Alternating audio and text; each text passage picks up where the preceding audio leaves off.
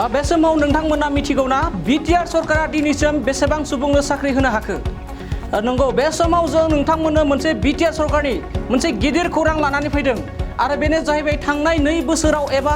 Last 2 इयार्सआव Pramod बर'नि दैदेननाय BTR सरकारा बिटिआरआव साबेसे लाइमोनफोरनो एबा सुबुंफोरनो साख्रि होनो हाखो बेखौ जों नोंथांमोननो रोखा रोखा फोरमायनो आखायाव लानाय जादों आरो बेयो गासैबो एस पार बिटिआर गभ रेकर्डनि बायदियै जों नोंथांमोननो फोरमायनो लागोन माबे डिपार्टमेन्टआव साबेसे साख्रि थिसनखो प्रमोद बर' बिथांनि सरकारा बेखौ आं दायो नोंथांमोननो रोखा रोखा दिन्थिनो आखायाव लानोसै नंगौ बे समाव नोंथांमोना खोनासंबायल' थालांदो थांनाय 2 बोसोराव बिटिआर सरकार एबा प्रमोद बर'नि सरकारा गासै साबेसे सोद्रोमाफोरखौ साख्रि होनाखो बेनो जाहैबाय थांनाय 2 बोसोराव प्रमोद बर'नि सरकार एबा बिटिआर सरकारा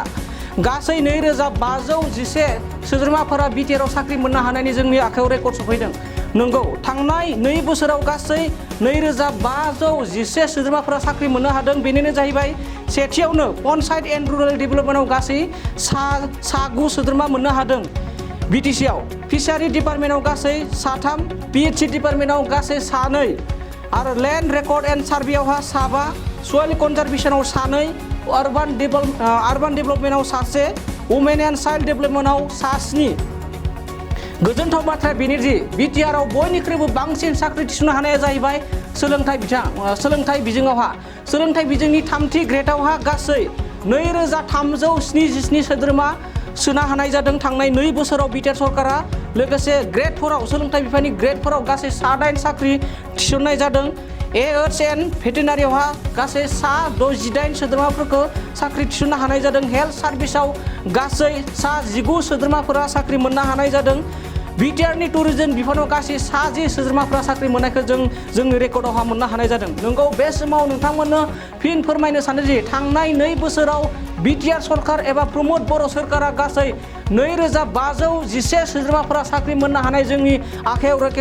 रेकर्ड सफैदों नंगौ थांनाय 2 बोसोराव प्रमोद बर'नि सरकारा 3थि एन्ड 4थि ग्रेडआवहा गासै 2511 सोद्रोमाफोरा साख्रि मोननो हानाय जों नोंथांमोननो दिन्थिना होदों पन्चायत रुरेल डेभेलपमेन्टआवहा 10 फिसारियावहा गासै 3 पिएचसि डिपार्टमेन्टआव 2 लेन्ड रेकर्ड एन्ड सार्भेआवहा गासै 5 सयल कनजारभेसनआव गासै 2 अर्बान डेभेलपमेन्टआवहा 1 वुमेन एन्ड चाइल्ड डेभेलपमेन्टआव गासै 7 इडुकेसन डिपार्टमेन्टआव बिटिआरआव बयनिख्रुइबो बांसिन साख्रि थिसननो हानायखौ जों नुनो मोननाय जादों गासै 2377 3थि ग्रेडआवहा थिसननो हानायखौ जों नुनो मोननाय जादों लोगोसे ग्रेड 4आव गासै 7 एएचएन भेटेनारियावहा गासै 68 हेल्थ सार्भिसआव 19 आरो बिटिआर टुरिजम डिपार्टमेन्टआव गासै 10 सोद्रोमाखौ साख्रि होनो हानायखौ जों नुनो मोननाय जादों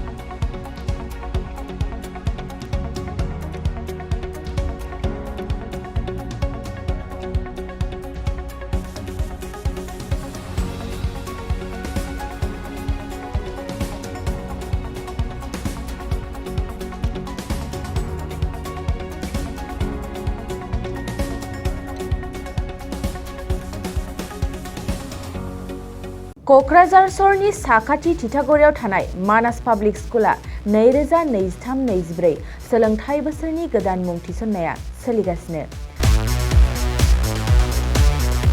थिथागुरियाव थानाय इंराजि बिजोंनि मानास पाब्लिक स्कुलाव दासान्दि नार्सारिनिफ्राय 7 थाखोसिम गोदानै मुं थिसननाया सोलिगासिनो बे फरायसालियाव गुन गोनां सोलोंथाइ होनायजों लोगोसे फरायसाफोरनि थाखाय दं मोजां खाबुफोर थाखो फोरोंथायनि अनगायैबो yoga classes basic computer education English speaking skills maths and science projecting highly experience faculty आरो स्मार्ट क्लासेसनि खाबुफोर दं बेजों लोगोसेनो बे फरायसालियाव हौवासा आरो हिन्जावसानि थाखाय आलादा हस्टेलबो दं गोसो गोनां बिजाथिफ्रा थिथागुरिनि मानास पाब्लिक स्कुलाव मुं थिसन्नोब्ला नैबे मबाइल नाम्बार 6000853288 एबा 8638167582 आव कल खालामनानै सुलाद लानो हागोन।